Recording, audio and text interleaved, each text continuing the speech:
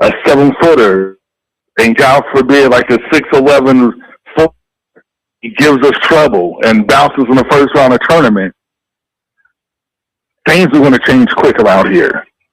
Yeah. Because then it's going to become, Kelsey, you've never won a tournament game. What's going on? Yeah. No. You have all this talent. What's going on? You have a lottery pick. We don't know if he's going to play again, but he said he's going to play soon, so he'll play soon. But you have a lottery pick. You know, you have all this talent. What's going on? Yeah. No. And those are questions you don't want to answer as a coach. That's fair. I mean, everything that you said is fair. It's completely on point. I totally agree with you, and I guess we'll just have to wait and see. I mean, it's unfortunate that Louisville's in this situation, but you know, like this is the thing. Like the Haven, and I said this after Louisville lost that game to Tennessee, is that you know they were going out there against Montana.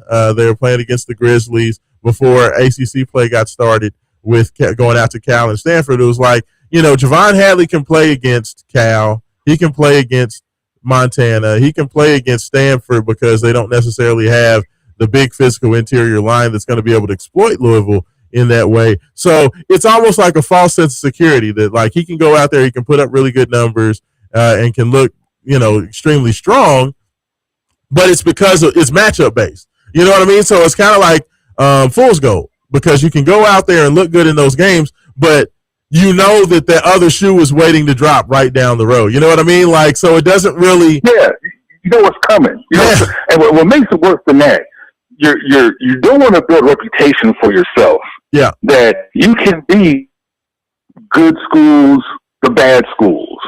Yeah. You can beat those guys all day long, and you can run them out the gym in by 20 points. But when you play like elite level schools, you can't get it done, and that's not the reputation that you want to have. Yeah, no, I mean, Louisville's got to do something. I mean, I just hope, I feel like Coach Kelsey is going to get it figured out. I feel like he's not going to just be stubborn guy all year long because I think that he wants to, you know, I think he wants to win more than anything else. Now, I do have a texter texting in saying that London Johnson is being activated today. The G League superstar that, you know, Louisville's bringing in, the point guard. I'm gonna have to take a look at that. I need whoa! That's huge because you asked Pat Kelsey point blank in the Duke press conference about London, and he told you no. Yeah, he was not going to play. Yeah. I mean, he said that is not the plan. There's no consideration to that at the time. You know, because of the Louisville had, you know, the thing about it was we saw it against Stanford in the second half. We saw it a little bit even against Cal in the second half, and then of course against Duke, where it really felt like Ryan Conwell got a little. I don't know if it's tired or exhausted, and we started to see a lot of turnovers in the second half because Conwell's not used to being that primary ball handler. We saw a lot of turnovers in the second half, so I just went out and asked. I was like, you know, with the fact that now London Johnson should be available, I know that the plan was to redshirt him, but do you he said Seth Davis is reporting about London Johnson. I asked him, I was like, you know, is there consideration to playing London Johnson to kind of help with the ball handling issues? You know, because of the, you know, not having Michael Brown there and Ryan Conwell seeming to wear out in games. And he just looked at me and he's like, no, that's not the plan. But he did say that's not the plan right now. So right now could have been maybe just in that press conference. Because I'm at Tuesday. I mean, no, but like, Haven, like, what's the point of, like, even with like Muhammad Kamara, the young man from Africa that's sitting out, you know, from NBA Africa, you know, redshirts days. Right. The day of the transfer portal NIL, who red shirts? You know, I mean, nobody red shirts these days because you don't know these guys going to be here next year. Right. I mean, just the whole red shirting thing is just like that. That's a very passe, kind of past its prime type of deal. You know.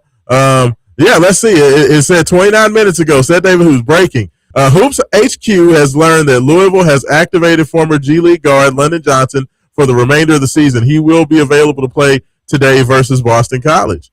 So, I mean, so next question is, what does this mean for Michael?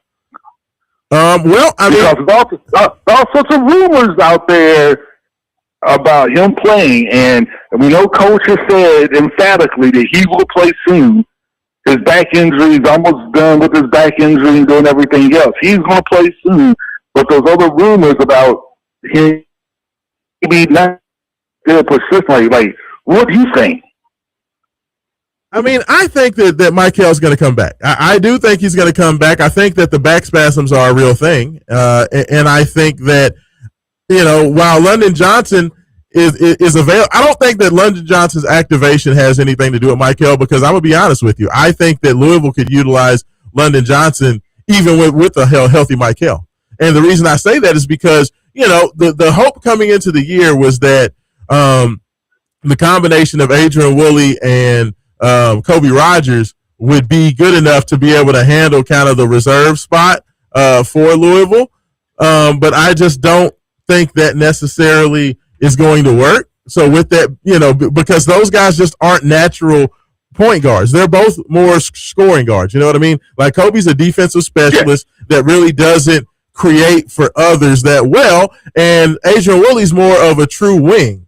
So with that being the case, there's really no backup true point guard, and London Johnson would be a true point guard, a guy who's physical, a guy who can take the bump, a guy who's aggressive getting to the basket, can finish, and can create for others. So, I mean, I think that London Johnson would have a role on this team regardless. So, I mean, that's great news with Seth Davis finding that out. Thanks, Texter, for both Texters for sending that information to us. So, we'll have to kind of talk about that and think about that on the other end. We're already way late for a break, so let's go ahead. Haven Hanson, you going to hang with us for another segment? Man, I'm let's run. Say that one more time. You're kind of breaking up. I'm here at 10 o'clock. Let's do it. My man. Cool. So, hey, you are listening to Wake Up 502. We'll be back on the Big X in just a minute and continue this interesting discussion. And we'll be back.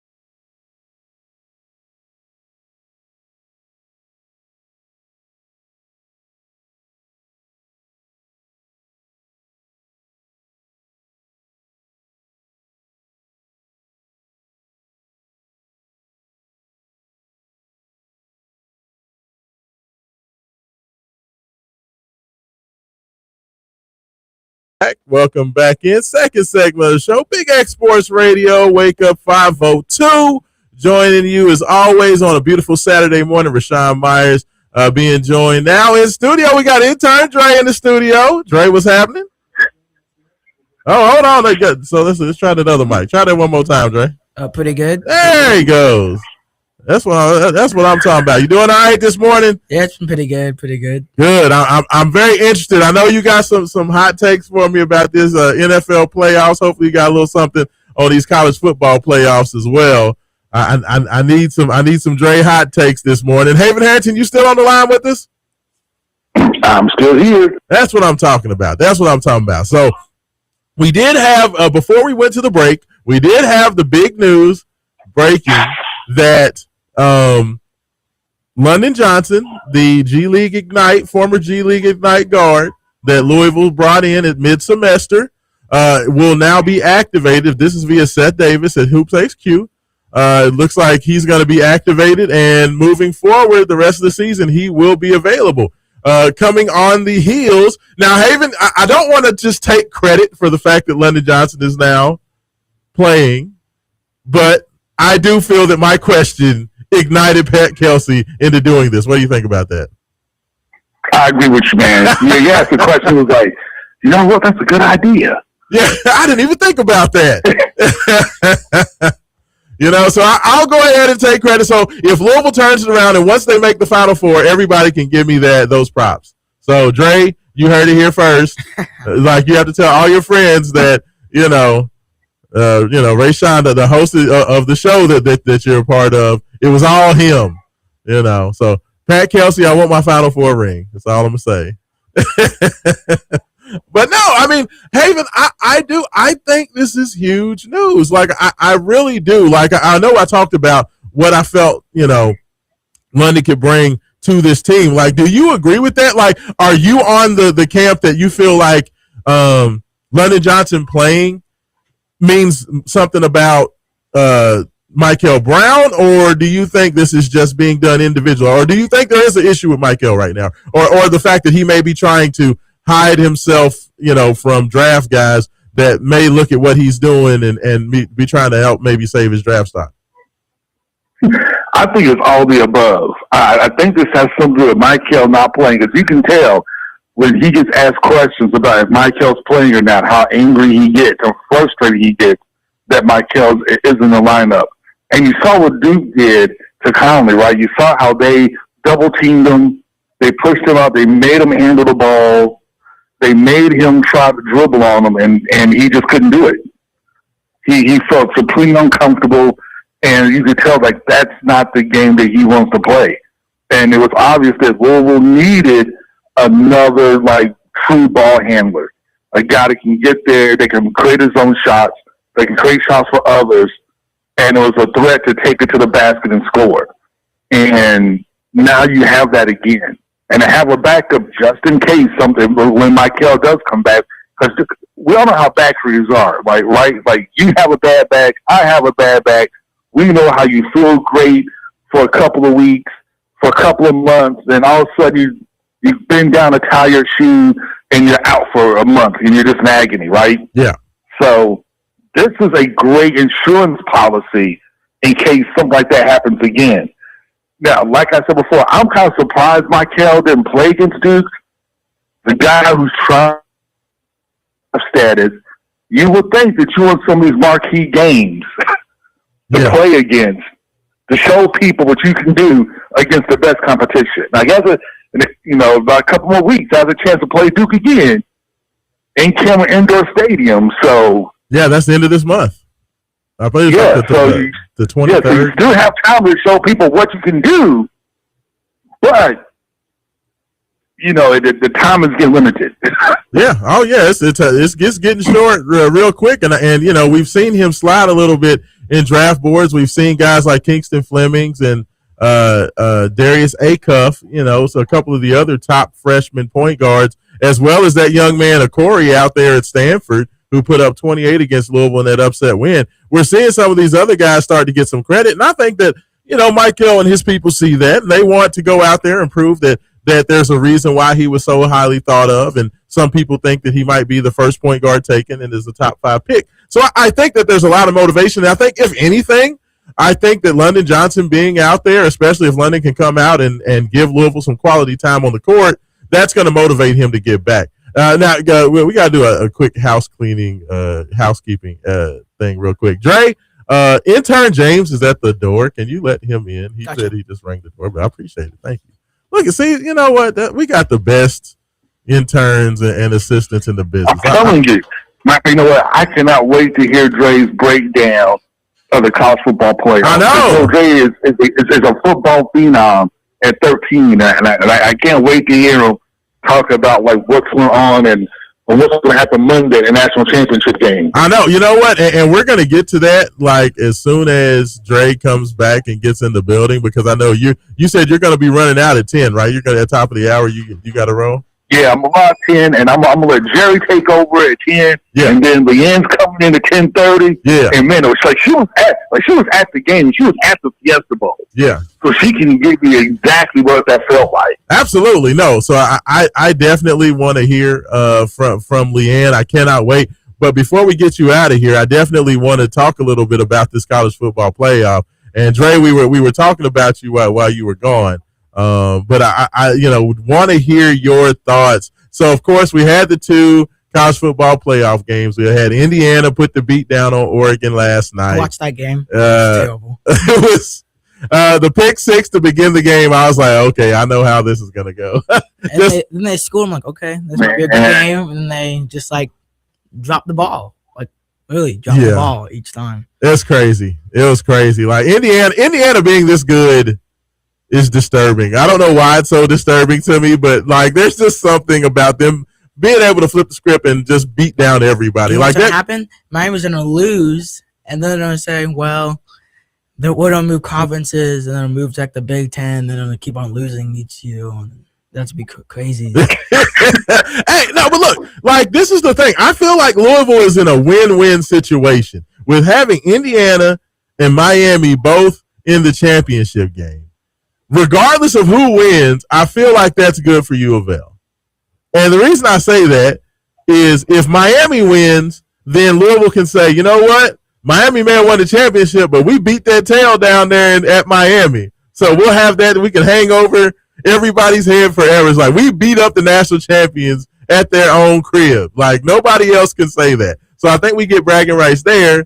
And if Indiana wins, it's like, okay, Indiana was like the worst team in Power 5. They have like the worst winning percentage. I think they have like a .143 winning percentage all time, which means they lose almost 9 of every 10 games they've ever played in their history.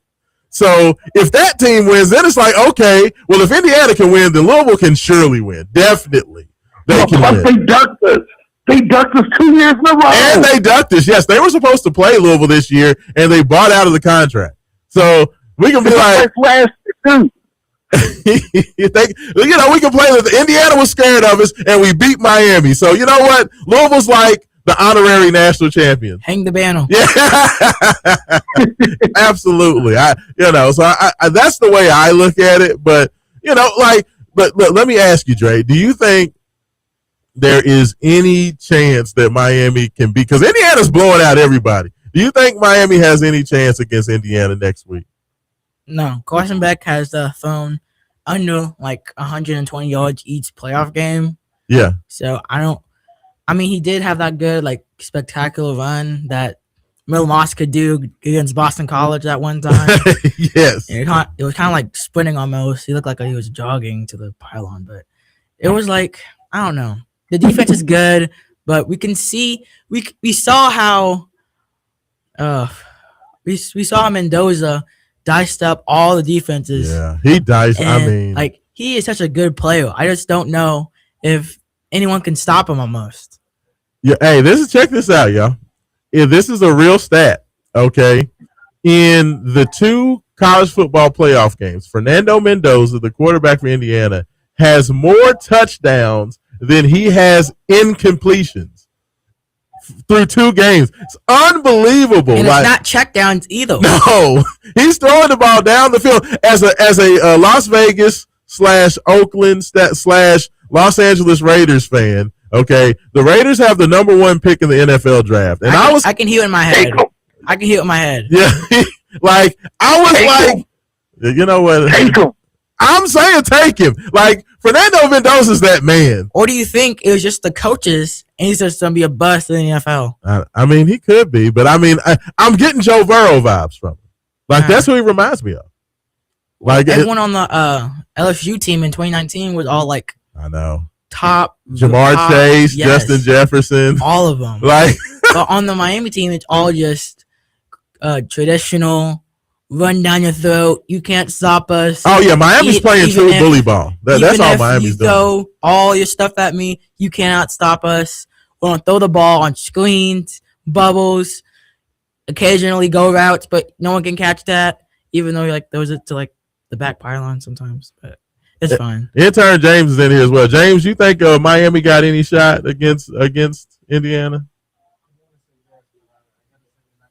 James said that, like, the look on James' face before he even answered, I already knew it. That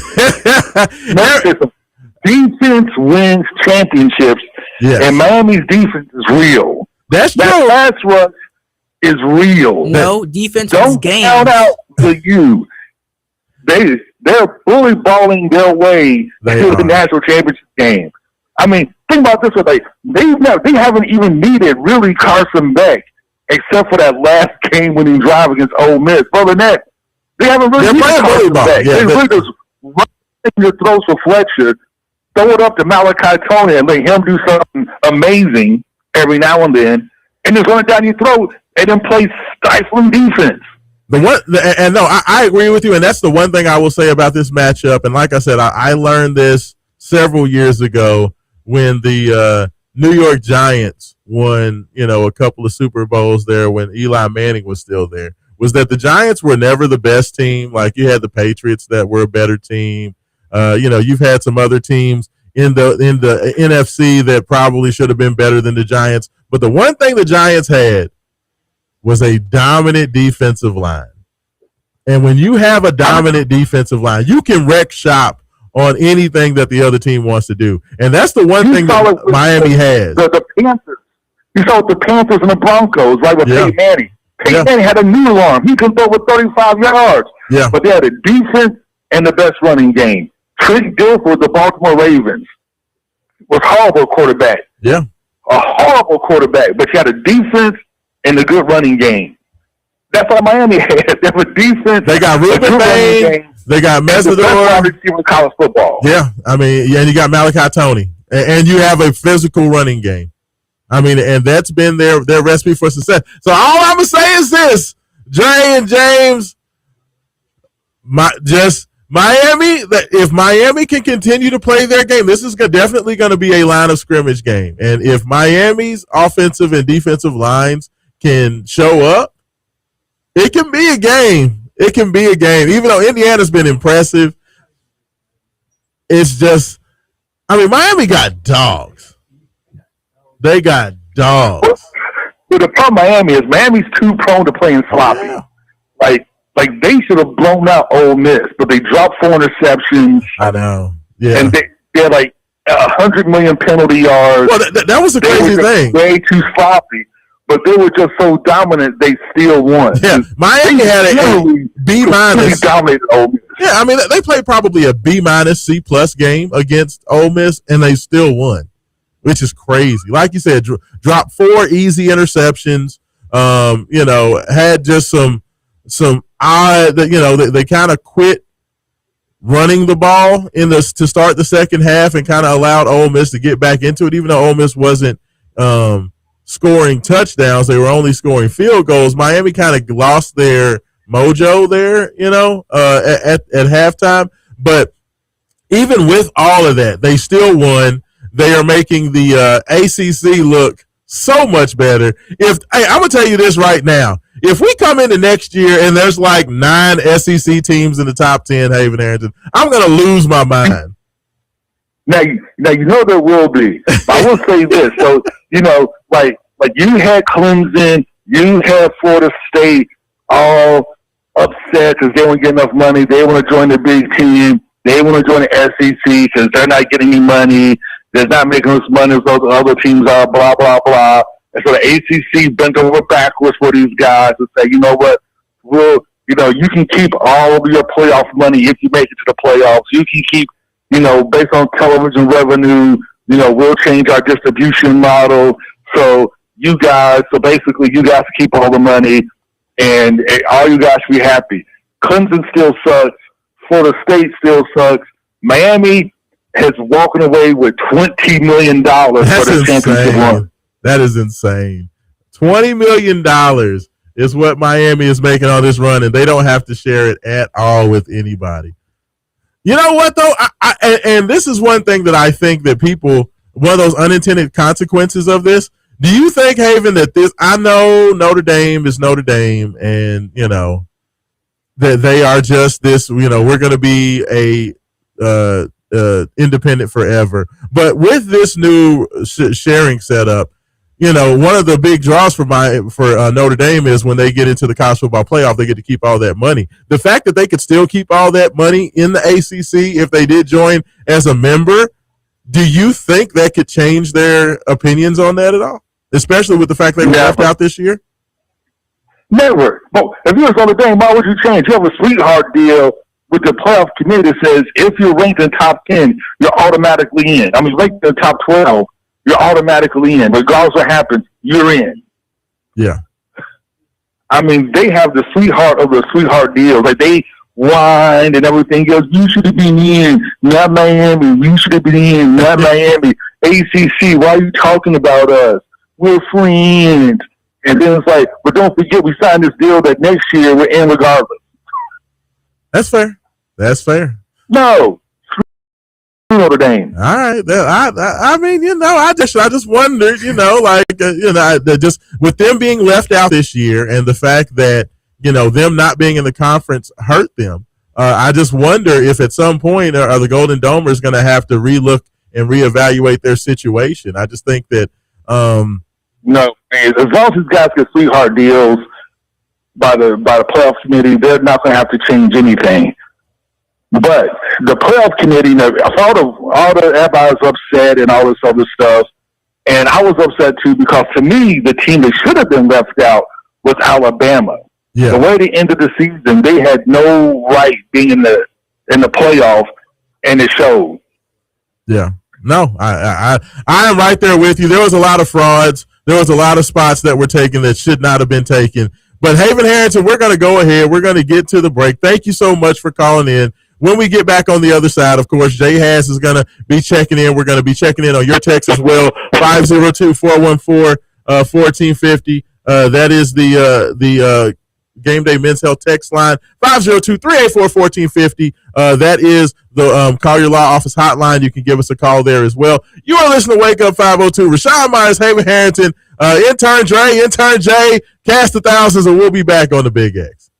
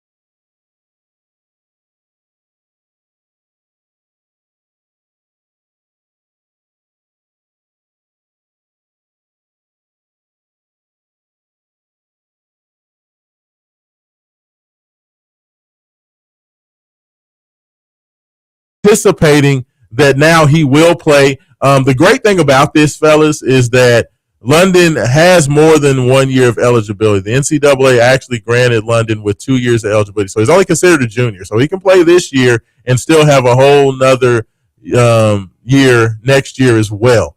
So big news on that. I know we have Jay Has on the line as well. You can go ahead and bring him in, Jay, on there. Jay Has, how you doing this morning? Doing fine, sir. Doing fine. How you doing? Man, I'm doing well, man. We just got this news about London Johnson. The former G League Ignite point guard is gonna looks like he may make his debut for Louisville today. What you think about that? Well, it's a good thing. You open up the can of worms every day in the press conference about that. I mean, the question had to be asked, Jay, right? With the ball handling issues and some of the problems that Louisville's been having. I mean, you got to find out if, hey, you got a guy who can play. You got to play him, right? Yes, sir. I don't believe in that red shirt crap anymore. No, I mean, you know the kid going to stay there or not next year. You know? Yeah. So, you got to play these kids, man. Quit playing. I mean, you got a guy. He has multiple years of eligibility. You know, why not go ahead and get him out there and play him? You know, I said the same thing about Muhammad Kamara. If Louisville needed more size and athleticism, you know, you got a 6'10" athletic freak on the bench as well. You know, if you think he can help, go ahead and put him out there. Now, I definitely understand with the depth that the 4 and the 3 and the 5 that maybe that's not the best move for Muhammad, but I think the London Johnson can help Louisville. You think he can help him out at all? Of course, 6'5" to shoot, play defense. This is not nothing new to him. He's been through the process before. Yeah. So I think he's ready.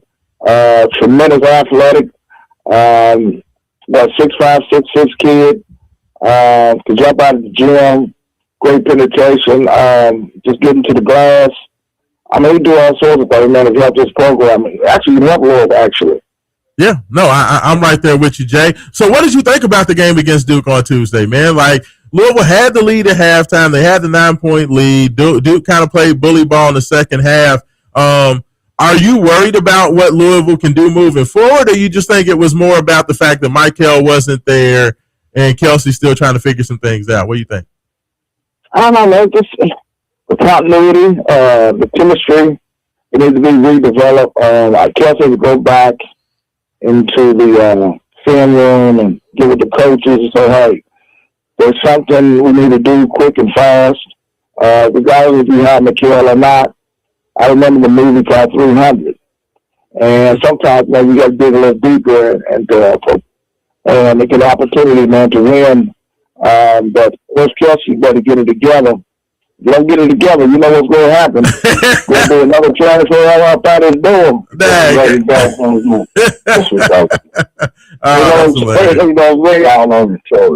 No, that's funny, man. No, I think he's gonna get together. Like I said, I think that he's definitely been a little bit stubborn with the lineups. I think he likes having that smaller lineup with Javon Hadley at the 4. But I think that he's been motivated. The way that Duke has beaten Louisville the last 3 times that they've played, the way Tennessee beat Louisville, the way Arkansas beat Louisville, I feel like Coach Kelsey is going to make the adjustments he needs to get it done. I just think that he really I think he loves Javon Hadley. I think he loves having Isaac McKinley out there. Is garbage. You won't be playing for Louisville. I mean, now that Jay, he's not terrible. He's playing out of position. He just can't play down forward. He plays guard at Colorado. I know something, man. They got this kid. I mean, yeah, I mean, he's playing against 4 or 5 inches taller than him and probably 70 or 80 pounds heavier. You know, it's like there's only so much you can do. Like if they try to put Dre on me in the post, Dre can go as hard as he wants to. Let me tell you something. I'm gonna wear Dre's tail out on that block. That's at the end of, regardless. It just sometimes you just can't, having heart and playing hard. Dre's like if you play it on defensive line.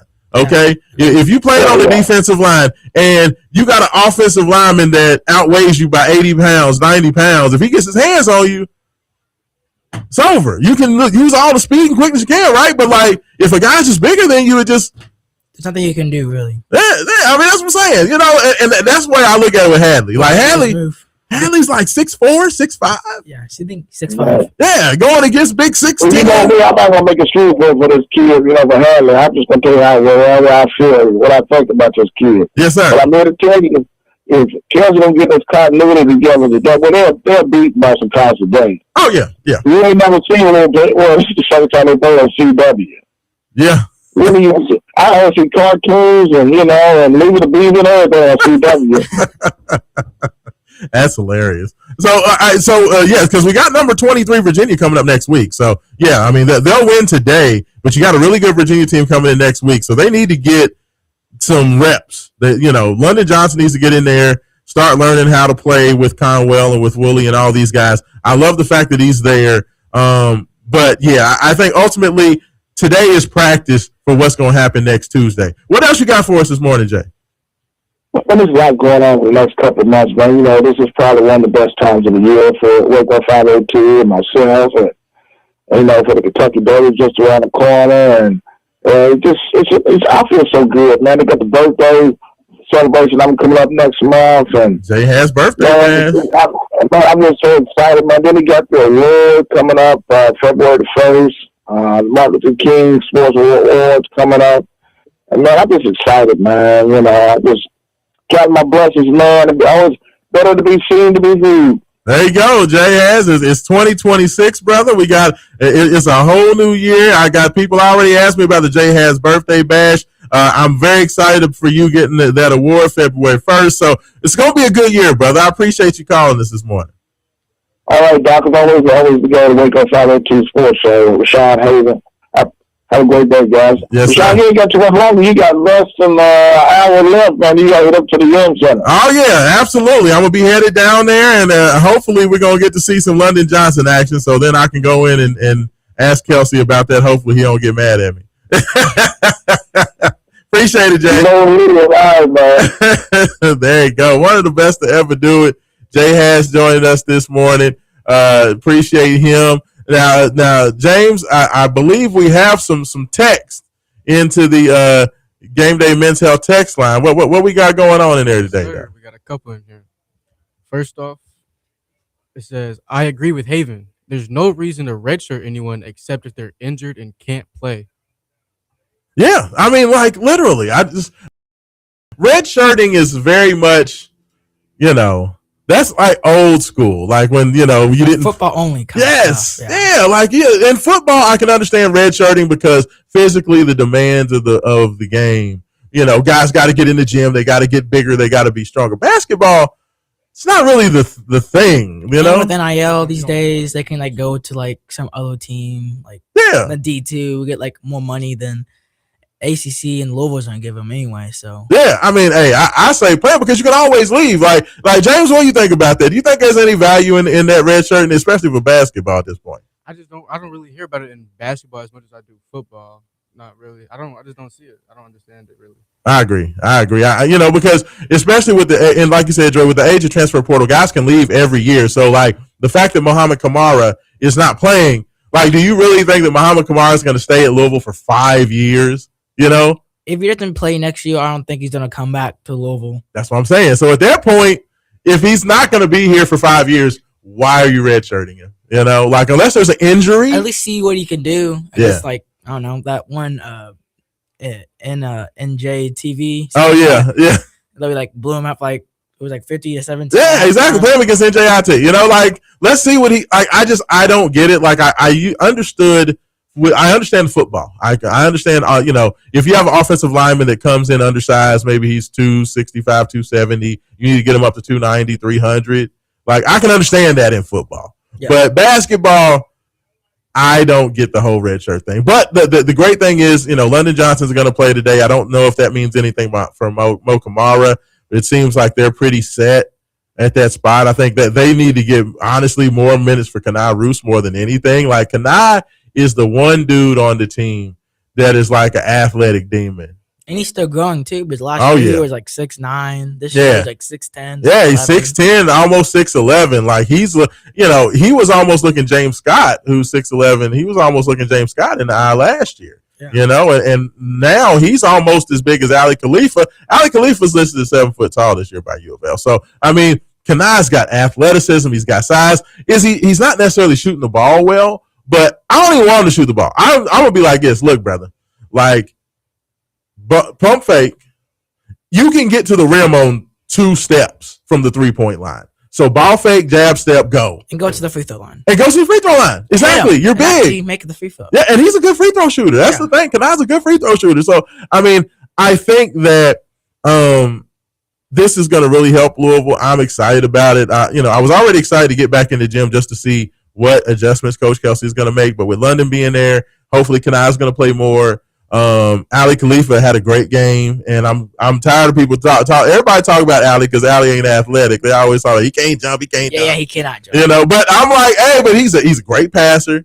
Dude can pass the ball like Magic Johnson, and he hit 5 threes last game. In a good scheme, he can definitely knock down, pass, maybe even drive to the basket sometimes. Yeah, he's like does like the baby Jokic thing. You know what I'm saying? Like it's like, to me, I like that. I like Ali Khalifa. Everybody always pick on my man. I'm tired of talking about Ali. So what else we got on there, James? We just got an interesting text come through. It says you all need to check out Purdue about redshirting. They redshirt a lot of their big guys so they can get an extra year in the weight room so they can come out strong. Just saying. Trey Kaufman-Wren is one example. Also, Jack Bittner.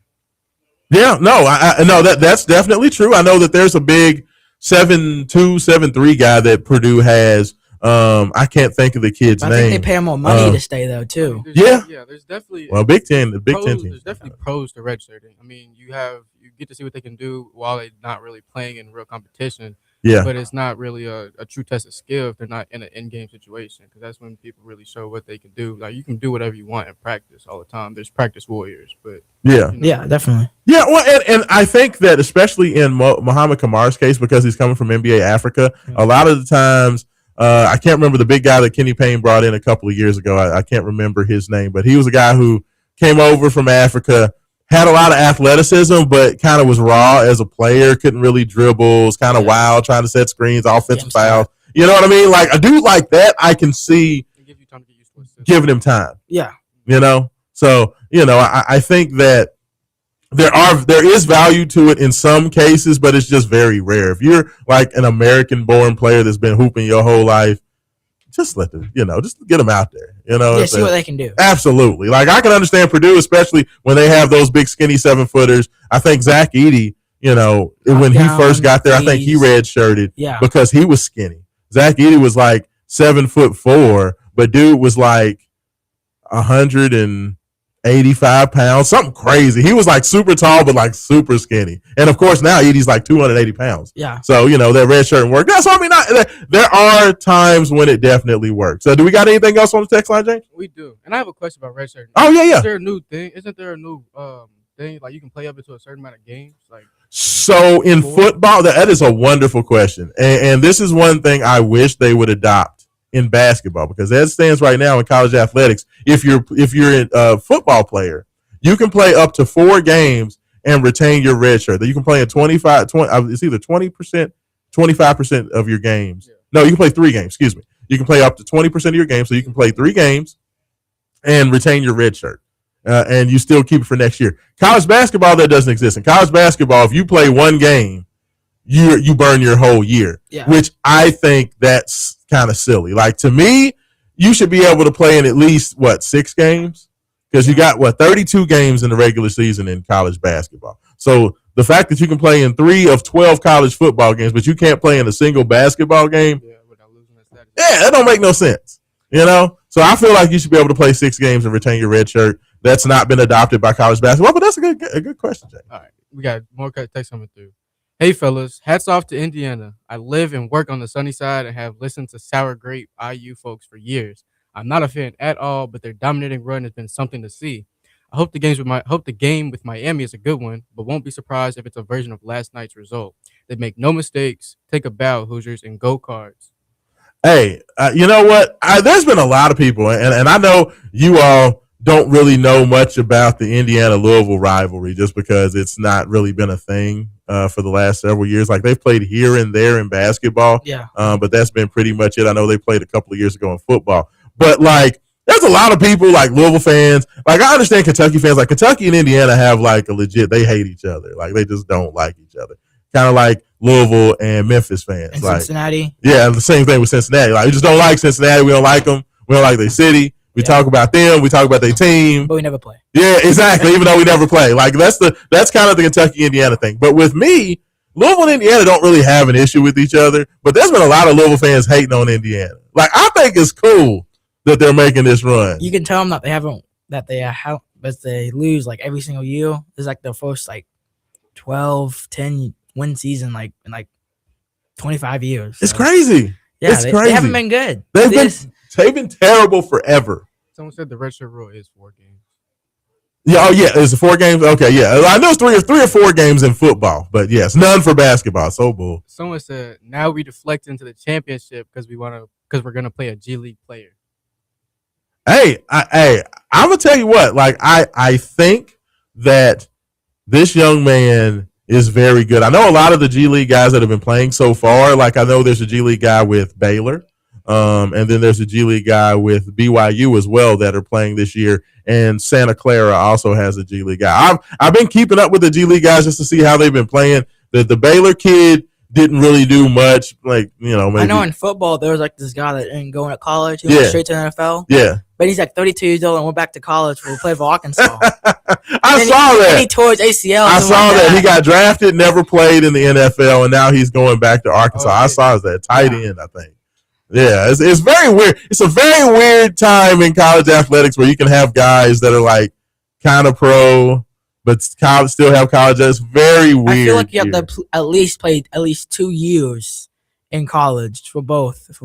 So because I think it is right now. Like you can be drafted. Like there's a kid that got drafted. He was the 38th pick in the NBA draft. Mm-hmm. That's now apparently eligible. Kyrie Walker is the guy's name. Okay. But Kyrie never played in a game. Like he got drafted by, I think it was the Sixers, but he never played in the NBA. Like he was a 2nd round pick, and Philly never called him up. Yeah. So he's been out of college for, or he left high school like 6 years ago.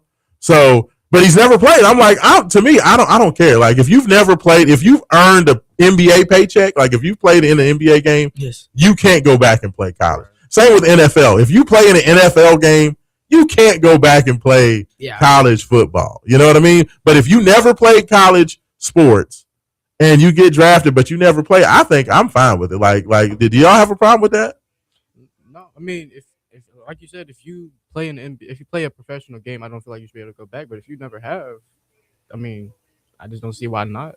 I agree. I like it. Anything that's going to get the players more power and ability, like I'm all about it. Especially because Cam is still out there. Cam took off this year, but I like the fact that all these young athletes are getting all these opportunities. I keep telling Cam, I'm like, son, you're 6'7", you can jump out the gym. You might want to. I mean, hey, there's 30-year-olds still playing college ball. That's what I'm saying. So, if he wants to go out and get in the work world for a couple years, get a little bit bigger and stronger, and then decide to turn around, hey. And not that it's crazy, but who's that? There's a quarterback. I think he's 23. Is it Carson Beck? No. Yeah. Well, Carson Beck's like 20. This is 6th year of college. Sixth, yeah. No, either 6th or 7th year. No, I think it's his. I don't know how many years. It's around that number. Well, they were talking about him. Like they were talking about his like recruiting class. It's like there was a whole bunch of players that are already the quarterback for the Broncos. Bo Nix. Him and Bo Nix were in the same high school class. Like Kyle Shuck and Amon St. Brown in the same class. Jackson Smith and but he was in his freshman class too. That's crazy. Like it's crazy. Like and yet Carson Beck is still hanging around in college. You know what I'm saying? I know for a while, and like for past 10, maybe 5 years, that Georgia's just been like the Goliath, just standing over all teams in like college football. Yeah. And they only lost like 2 teams. Yeah. And the same team with Alabama twice in the SEC championship game. And after all that, Georgia loses in their very first college football playoff game. I loved it. Yes. I absolutely. That was a fun game. Anytime the SEC loses in anything, I'm a certified SEC hater. Hate everything SEC. So I loved it. I loved watching Alabama get whooped by Indiana. Anything that makes the SEC people saying this year they are 1-7 against like all other power teams in the bowls this year. Kentucky shouldn't be in the SEC at all. Terrible.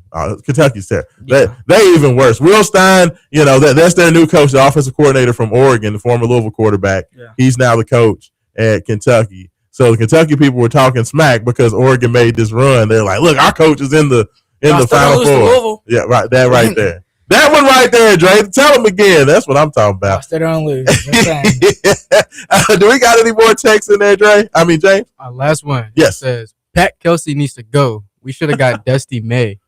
That's wild. We should have kept, I think we should have kept Kenny Payne then? Oh, no. No, absolutely Man, not. that should not be named in the KFC Yum Center. You wash your mouth out with soap, sir. Now, you know what? Look, Dusty May's killing it at Michigan. All right, like Michigan's blowing out everybody. They've been very impressive this year. I give Dusty May all the credit for that. But I love Pat Kelsey. I think Pat Kelsey is going to get it together. I just feel like Pat Kelsey still has to adjust. People got to understand, the dude's not been coaching at the big-time Power 5 level. This is only second year. He still wants to prove himself. He still wants to prove himself, and he still has to learn what works. You know what I mean? Like, it's still a learning process. Even though he's a coach, he's still a coach that stepped up to the big leagues. So when you step up, there's a lot of times there's an adjustment period. And I think he's still kind of learning what does and doesn't work. And he'll figure it out. I just think that this year he's being a little bit more, I don't know if it's necessarily being stubborn. I think he loves the guys that he has out there, and he's worried about if I set Javon Hadley on the bench or if I set Isaac McNeely on the bench. He's scared that he'll look last year. Yeah. Even though he has the same old move, back him down. You can't do it. You can't. You got to adjust. Teams are ready for that. Duke was ready for that. And once Duke was like, okay, we're just not going to let them do anything. We're just going to be real physical. We're going to be real aggressive, and we're going to attack the rim. And we couldn't do anything. I mean, and at that point, you got to get crazy man Kason Pryor out there. You got to get Kenai Roos out there. You got to get Big Fru out there going to the basket, get him the ball low where he can attack and do some damage at the rim. You got to make changes. Like, you just can't. I liked how they used the big lineup with Khalifa and Fru, then Roos all in the game. Yes. Because they all had the jumps and they could all put the ball back in. And not only, who else they had in that lineup? They had Khalifa, Fru, Roos, and they had Hadley at the 2. They had Hadley at the 2 guard. Yeah, so he could you know what I mean? Like he that. Could shoot the ball too. Yes. So. Yes. I mean, that's what, just get big, be physical. It's okay. Absolutely. Yeah. But I'll tell you what, we got to go. Go ahead, get to break. We got thanks to the good people over there at the Louisville First Radio Network for checking in with Wake Up 502 this morning. You can make sure to check us out every Saturday, 9 to 11. Appreciate you guys. Are going to be sending you to Paul Rogers for Louisville pregame as we get count down to Boston College, Louisville, London Johnson debut. Super excited for that. For everybody listening to Wake Up 502, come back. We got one more segment. We're going to have Leanne Herring joining us. We're going to talk more college football playoff. We're going to talk a little bit about some of these transfer portal guys that Louisville's got in there. Jeff Brom is rolling. The NIL is flowing. This is Wake Up 502. Raashaan, James, Dre, and we'll be back on the Big X.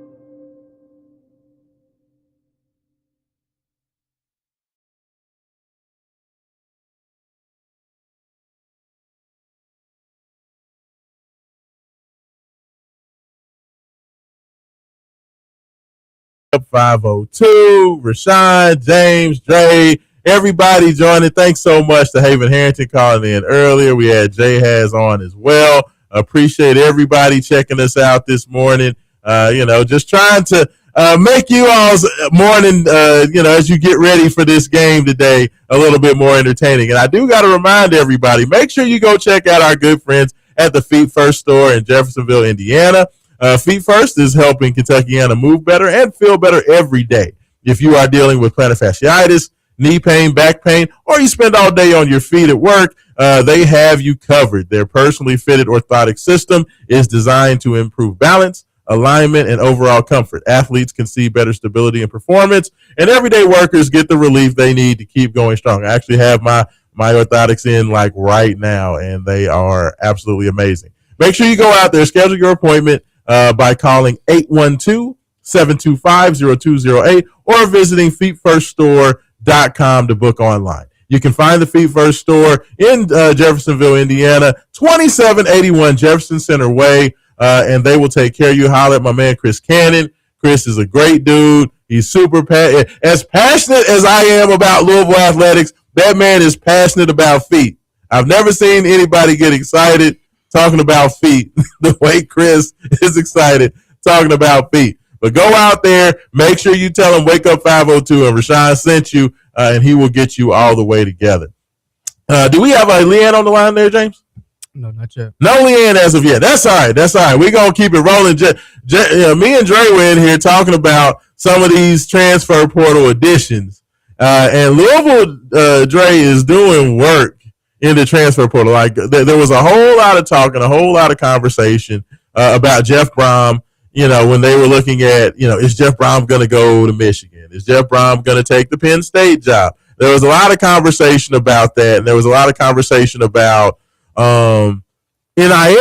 And will Louisville have the money to compete? From what I understand, they said like last year, Louisville had what'd they say? I think they said Louisville was 12th in terms of budget in the NIL, which is crazy to me considering that Louisville football has been one of the best, 3 or 4 teams in the ACC for the last several years, and definitely since Coach Brom has been here. So hearing that they were only 12th in terms of spending was kind of crazy. But Jeff made it a point to say, look, I want to come back. I love Louisville. I want to be here, but I need money. If it don't make dollars, then it don't make sense. You feel me? Like part of the reason Isaac Brown chose to stay. Absolutely, yes. Sure, yeah. And like that's what got everything started, right? Was like Isaac Brown announced. Everybody thought that Isaac was going to Texas. Mm-hmm. Everybody knows that Texas was dropping a bag on Isaac. And it sounded like some of the big time boosters and along with the big dog, Vince Marrow. He's kind of the recruiting guru, recruiting director for U of L. They put the tweet out saying, hey, mission complete. My boy's back. And like from there on, it has been on. Like when you talk about some of these, to highlight some of these transfers, we had Trey Richardson. He was one of the newest transfers, 4-star transfer from Vanderbilt. He was Diego Pavia's number 1 receiver, absolute beast. A lot of people like to compare him to Zay Flowers, kind of a little bit undersized, about 5'10", but fast, great hands, great route runner, very physical. Mm-hmm. They were able to get that done. Louisville needs a lot of help at wide receiver.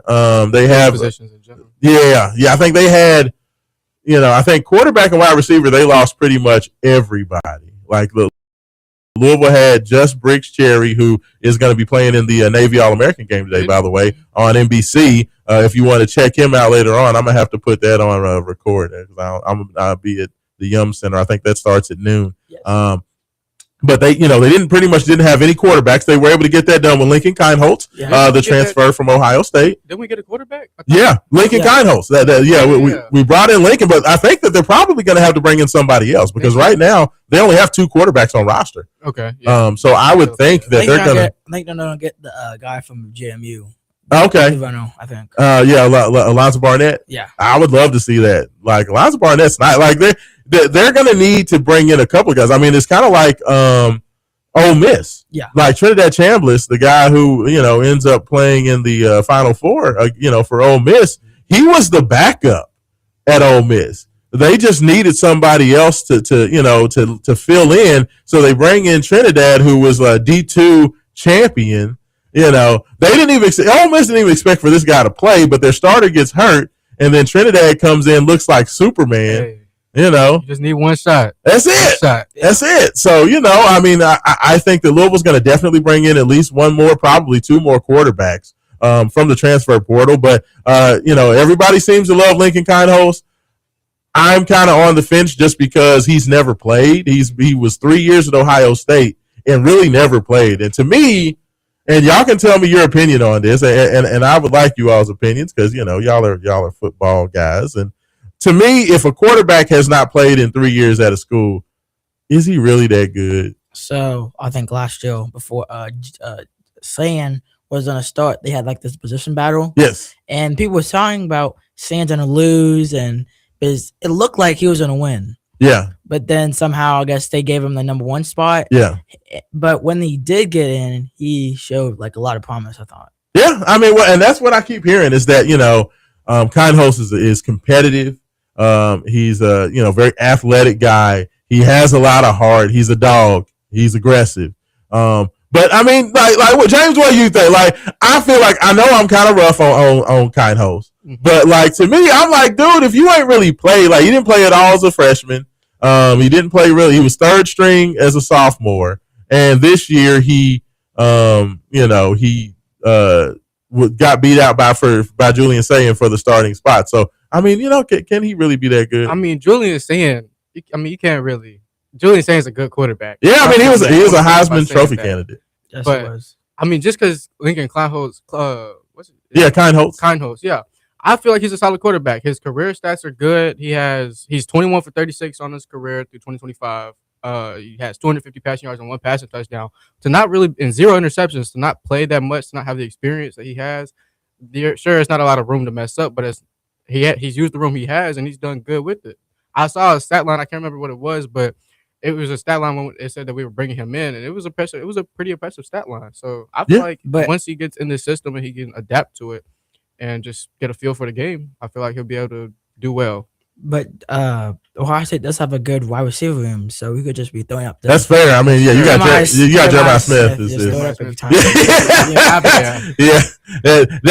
Jeremiah Smith can make anybody look good. I would think. I think I could play quarterback and just throw the ball up and just be like, go get it. You know. But, I mean, hey, by the way, James, look out for Leanne. I think she just sent the text and she's about to call in. Okay, but yes, I mean, we're just gonna have to see. I mean, we're getting transfers at the skill position over, so see how they mesh together. Yeah. We have some new linemen, so that's pretty good. Yeah. Oh no, the offensive line. They said that they were going to make a point. That they were going to focus on the line big time. And I think you saw that. They got the big guy. What is his name? We got Daughtry, Eric Daughtry from Boston College. Yeah. Big dude, 6'3", 305. I was super impressed with the Boston College offensive line last year. Like, that was one team where I literally said this while I was sitting in the press room watching the game. Watching Boston College sucked last year. They didn't have any. Quarterback was terrible. Yeah. Running back was Turbo Richard was okay. Didn't have any wide receivers. Didn't really have any speed. But the one thing that impressed me about them, their offensive line were mashers. Like, they were monsters at the point. They pushed Kelvin off the line. Yes. Bernard off the line. They were super physical. I was like, my God, Boston College, like, they don't have anything else, but their offensive line is ridiculous. And so to get a guy off of that line, I was super excited. I like him. They brought in Anwar O'Neal. He was a transfer from the Blue Hens. Delaware. Thank you. That's Trey. That's what I'm talking about. Thank you. They brought in. I like that. Anwar O'Neal. They brought in him from Delaware. They also brought in. There was another big guy they brought in as well, Johnny Brown. They brought him over from Georgia Southern. Big guy, 6'3", 315. And they also brought in another big guy from South Carolina, offensive lineman. So, like, they made a point to go out there and get bigger, more physical, really addressed a lot of key issues on that offensive line. They brought Tyler Thompson in, defensive end. He and Clev Lubin were the best two pass rushers in the ACC last year, and now they're both on the same line, which excites me, as well as they brought back A.J. Green. I need this to be like the 2023 Louisville defense. Absolutely. Well, I'm still interested to find out who the defensive coordinator is going to be because, of course, Ron English is gone now. Yeah. He made the announcement that he's going to go take the year to kind of be with his son. His son is a senior at Navy, plays football at Navy, and he wants to kind of follow him around. So we got to figure out what's going to happen with that. But I will just say this. I think that they did a really good job addressing a lot of issues and situations. They needed a big-time tight end. They went and got the number one tight end in the portal. Brody Foley. Yeah. He came over from Tulsa, 6'6", 260 pounds. They say he's a beast in the run game as a blocker, and then he's also got speed and athleticism to catch the ball, kind of like what we saw Jeremy Johnson doing for Oregon. Even though Oregon got busted, Jeremy balled. Yeah. So we do have Leanne on. We got Leanne on the line. Leanne, good morning. How you doing? Sorry we're getting you late, but I'm so happy you could join us. Good to be back. Man, if you guys, I think we can officially say that the U is definitely back. And if you guys don't think that Indiana is the number one deserving team in this college football playoff, then you guys got some serious blinders, and you're probably still think the SEC is the best conference in the thing. Man, what a finish. What a college football playoff and championship we have. Talk about the storylines here. So glad to be back. I know we don't have a lot of time. I normally would be calling you this morning from San Antonio for the All-American Bowl, but man, there is a lot of chatter with Louisville natives, being some of the top guys at some 2027 are coming off the board, hoping the Cardinals can get them. So I don't know what we want to dissect first, but let's get to it. Yeah, absolutely. You talk about the All-American Bowl. Briggs Cherry, from what I understand, Leanne, has been turning some heads down there in San Antonio. Have you heard any buzz about how he's doing down there at all? Actually, Briggs is a kid that I've watched. We had looked at him one time at Ole Miss, but he's out from the Baylor school. We had several kids out on our Ole Miss roster with Baylor school roots. Of course, we know our current commit, Keegan Croucher, is now going to be stepping up as Briggs is heading down to the Ville. He's a Connecticut quarterback, Ole Miss commit. Highly touted. He's going to be taking the place down there for Briggs. But man, when I see him, he's kind of one of your classic quarterbacks. Nothing extremely fancy, but he's very meticulous. He just operates very smart, has a really high football IQ. So I've been watching Briggs for a while. I think Louisville's going to do well. I think he's going to fit well under how the way Jeff Brom and that system runs. He's very good at commanding, executing, well under pressure. And like I said, the Baylor school kind of one of those private schools. Okay. They recruit a lot of kids from Canada. They recruit a lot of interesting players. And man, they got their running backs down there. We have Chicago Mills Knight, who was down there a couple seasons ago at Ole Miss. They just have a unique way of thinking. I like what Briggs Cherry is going to do, down for the Cardinals in there. But I think there's a lot of 2027 kids. Jihad Brown, of course, Christian Academy. There's a couple kids down there who are going to be making live commitments today. This kid, he may be a 3-star wide receiver, but when you see him, from what I've seen on the tape, he's really showed out there this week. I think he's got the Cards, Alabama, Ole Miss, Indiana, Vanderbilt. The Hoosiers have been, trending. Kirk Spaghetti and his staff has done a really good job of recruiting. He's set to announce today. He's only 5'10", 186, but like I said, he makes up from what I've seen on the day. He's really locked in and been a great. He's really been able to keep up with some of those taller guys for being a 2027 guy. Another kid too. Like I said, Louisville Louisville has been the talk of a pretty quiet All-American week in the thing. Another kid, of course, I think that everybody's been looking at is Darren Hobbs, another kid out of Christian Academy, plays that safety linebacker role. He's another kid out of that 2027 class that's going to set to announce. I think he's got Notre Dame, Vandy, IU, Louisville, and Kentucky. It's kind of been a battle. We know that Kentucky has been on the surge with the recruiting. We've been hearing that it could go back and forth. The Wildcats have been doing a really good job. They really want to keep it. Kentucky's really been looking to build in that secondary. Will Stein hired some coaches, including, former safety coach out of Houston who's really good at recruiting. But again, this could be another IU win. So like I said, the Louisville kids are making some noise down there with the talent. Like I said, a lot of 3-star kids, but you know how I feel about tags, gentlemen. that doesn't show anything about translating. The kid that I'm really, really excited about, and I think it's going to be all Cardinals, is the number 1 player in the class of 2026. You guys know who he is. I'm talking about cornerback, DB, Allen Evans, another kid out of Trinity. I mean, he is one of the most coveted DBs. I mean, I've been looking at his tape for a long time, as I'm sure you guys have. I mean, he's got that 6'2", 185. I mean, he's just that ideal corner that everybody wants. I think it's down to Tennessee, Louisville, Penn State.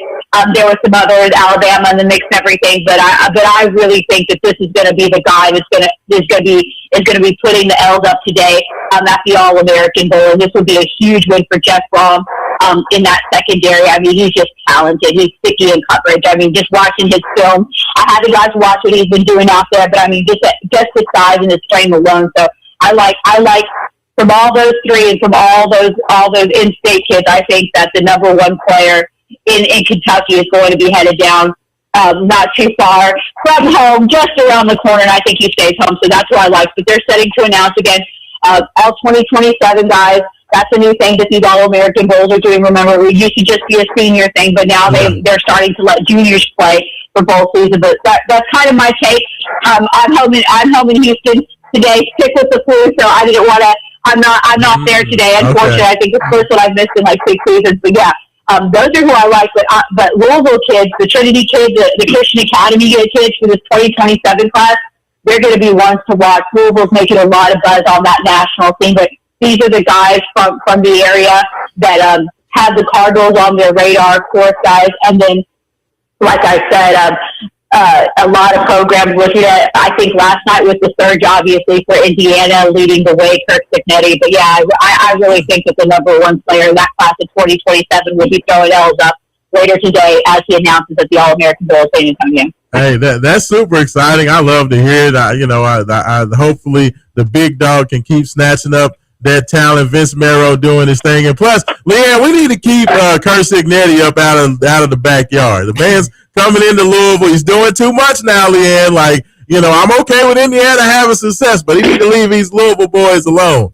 I don't like it. No, I agree. But like I said, I think from the roster, this is the first year I've really seen the All-American roster as far as kids out really focused outside, because most of the time when we're talking about these kids, every time we're on the show this year, or when we do, we the Georgia kids, the Texas kids, but I mean, this class of 2027, there's a lot. I mean, you've seen it firsthand. We've seen it firsthand out there. There's a lot of talent out in Kentucky, like I said. Yeah. Trinity, Christian Academy. I mean, there's several kids in this 2027 class that are making national buzz. But like you said, with IU on the surge being in their backyard, Kurt Cignetti's doing a little bit too much. It's like Lane Kiffin trying to still go out to Oxford and try to poach some kids. But I mean, I think that, like I said, I think that this is going to be a big win, even if they don't not. And two, a lot of these kids, depending how the shift. These are 2027 kids, so remember, those other 2 kids, even if they lock in, don't expect Louisville not to recruit them, because they're secondary guys, they're receiving cores. Those are essential pieces that you need, and we've seen the most successful rosters in the college football playoff. Like Mendoza said it last night, we're a bunch of misfits. We got a team full of no stars, no 5 stars, and look what we've done. And I think Jeff Brom, similar to Cignetti, similar to what Cristobal's done, they're old school guys. Building on blue collar things, work ethic, and translating. I think, I wouldn't be surprised if some of these kids don't throw L's up today, but that's not going to stop them getting recruited, because they're in-state kids, and you never want to stop recruiting your in-state kids. And you definitely don't want to lose them to Indiana, that's for sure. Yeah, no, I totally agree with you. And I know that we don't have a ton of time, but I got to ask you, first of all, an amazing game between Ole Miss and Miami. Trinidad Chambliss did everything he could to get the Rebs over the finish line, fell just short. If you can, just kind of talk about, your thoughts on what happened with Ole Miss, and then also, kind of a little bit about who you think is going to get it done in the championship game next week between Indiana and Miami? I said this game was going to come down to the trenches. It was going to come down to special teams. These are two dynamic quarterbacks. I said that these are two teams that have the capabilities of being lethal. I think for Ole Miss, what got them in the beginning is that they didn't start that high tempo to get Carson Beck off track. I think that was going to be key. We talked about it, me included, saying that Miami wasn't explosive enough. They needed to be explosive enough. But Miami didn't listen to the hype. Carson Beck, that offensive line, they did what they do well, and that's being meticulous. It was like the best way I could describe the way Georgia played was a slow burn. It was like throwing salt in the wound every time Ole Miss came at it. They were commanding on the drive, and as powerful and stout as that defensive line, they found little ways to derail Ole Miss and not get them in that high tempo thing that they used. We saw sparks of it. There was a couple drives where you could see Tramblers, but I really think that Miami stuck to their guns. They didn't turn away and try to be more explosive to try to go up against Ole Miss. What they did is they used their strength and they made it work for them, but they managed to also stop Ole Miss from doing what they do best, and that's creating a high tempo offense. I think if Ole Miss would have got started a lot earlier, and they would have worn down Miami a lot different.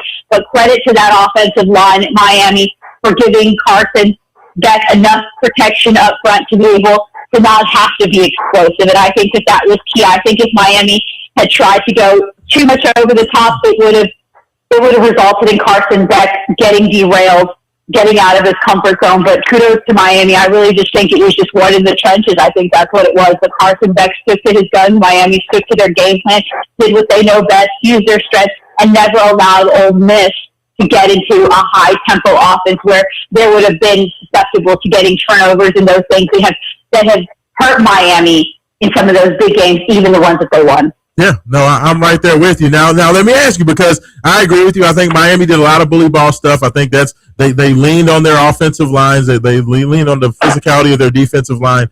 Can they do the same thing against Indiana? We know Indiana plays just about perfect football, but a team with a great defensive line, Leanne, can win a lot of games that people don't think they can, with Ruben Bain, with Mesidor, with all those athletes they have on defense. Can Miami do the same thing against Indiana championship game? Yeah, I mean, Miami just has to stick to what they do. Don't change it. Don't try to be more explosive. I think Indiana is just almost flawless. I mean, they're not 15-0 for a reason. It's because they play flawless football mentality, rarely create, and that's hard. So, I mean, that's just hard to face because they just don't make mistakes. And you can't say that it's just the once. They've played a sample of different teams, different conferences, and they've matched up. I mean, we're talking about being able to push Oregon that way. Yep. Not that Oregon was top tier, but still, to be able to do that to what's considered one of college football's top tier teams when you're Indiana, I mean, they handled business. I mean, they were just running it up. But you gotta love that mentality Kurt Signetti is. He talks about, you keep playing ball no matter what the score is. If it's up, it's up. You keep playing, and I think that's the mentality. But it's just I haven't sat down and watched the tape through. I think it's going to be a battle. I think it's going to be a low. I don't think it's going to be a high scoring game. I think the two teams, the way that they're coached, the way I mean, it's going to be. This one's going to be. I can't tell you right now. I'm going to have to sit down, but I think it's going to be a showdown. But I think the toughest part is for Miami to be able to come out on top. I mean, offensive wise, they got Malachi Tony. I've been watching that kid for a long time. Fletcher. I mean, they have the weapons. But what always shoots Miami in the foot is those penalties, those turnovers, those little details that Indiana is really good at picking up, because like you said, you got a team that nearly plays flawless and rarely gets derailed even when their back's against the wall. So it's going to be a really interesting matchup. But hats off to both these teams. They are more than deserving to be here. Like I said, if you don't think the youth pack or Indiana's deserving of being the number one team, you got some serious blinders on, because both these teams have proved, and like I said, not the cleanest football on Miami's side, but they proved, and Carson Beck has proved, that they have the weapons to do it. It's not who's going to execute. I think it's going to come down to who plays the cleaner game. Yeah. Because both these teams have strong weapons on both sides of the ball, but I think the key for Miami here is almost having to play a flawless football game where they don't allow themselves penalties and little things to derail them from Indiana. Agreed. No, I agree. I agree with you. Thank you so much, Leanne. Appreciate you calling in. Look forward to chatting with you next week as we get ready for that championship game. Thanks so much for calling in, okay? Sounds good. L's up. There we go. Hey, and appreciate everybody listening this morning. This is Wake Up 502 for Haven Harrington. This Kentuckiana's only locally owned sports talk. The Big X, AM 1450 and 96.1 FM, WXVW Jeffersonville.